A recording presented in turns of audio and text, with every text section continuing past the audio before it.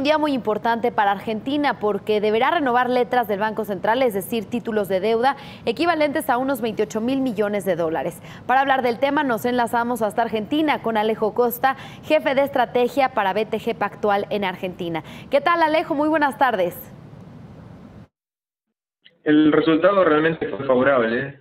El Banco Central usó diferentes estrategias para buscar que la renovación fuera lo más alta posible.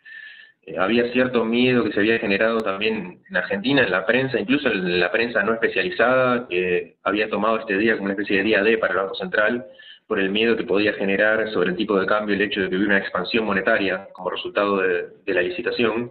No fue el caso, al contrario, el Banco Central logró renovar más del 100% de las letras, o sea, el 100%, y se hizo además una colocación adicional. Básicamente fue una estrategia que tuvo tres patas. La primera pata fue la recompra en el mercado secundario, es decir, en cierta manera ya se había dado una expansión porque algunos inversores que querían salir de las letras ya lo habían logrado hacer y el BCRA había comprado esas letras. También se logró estabilizar el tipo de cambio y esa estabilización tuvo una tercera pata, que no solamente fue la intervención cambiaria, sino que fue el anuncio de una colocación de letras del Tesoro, en este caso bonos del Tesoro, a plazos de 2023 y 2026 a tasas del 20% y del 19% por 3 billones de dólares que le dieron calma al mercado cambiario. Alejo, y precisamente los activos argentinos pues tuvieron una fuerte ganancia hoy a contramano del resto de los emergentes. ¿A qué se debe esto? En parte se debe a eso, a haber logrado calmar esa presión cambiaria. El tipo de cambio había llegado a un techo de 25 y el Banco Central, de la mano de esa noticia sobre la emisión de 3 billones de dólares de bonos en pesos argentinos a plazos largos, logró recuperar un poco la confianza, particularmente del inversor externo, que era el que estaba pendiente para volver a invertir en Argentina, y logró que eso calmara las aguas entre los inversores locales, particularmente los inversores minoristas locales, que eran los que estaban presionando un poco la demanda de dólares. Se había generado cierto miedo, particularmente porque los argentinos tienen un reflejo por crisis anteriores, en los cuales tienden a ir al dólar apenas hay noticias negativas.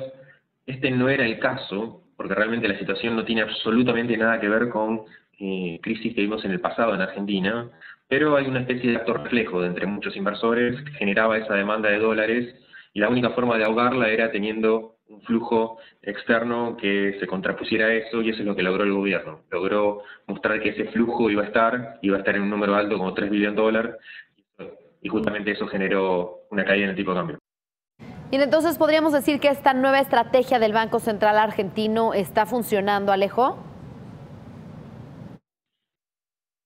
Sí, en parte fue la estrategia del Banco Central y en parte la estrategia del Tesoro. Es decir, fue un esfuerzo conjunto entre las dos áreas para mostrar que efectivamente había no solamente la disposición de ofrecer dólares del lado del Banco Central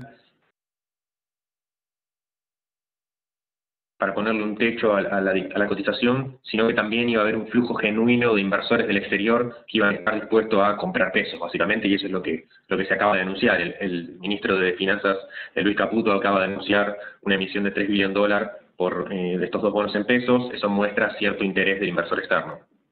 Finalmente, Alejo, ¿qué impacto esperan de la volatilidad de las últimas semanas sobre el crecimiento económico de Argentina?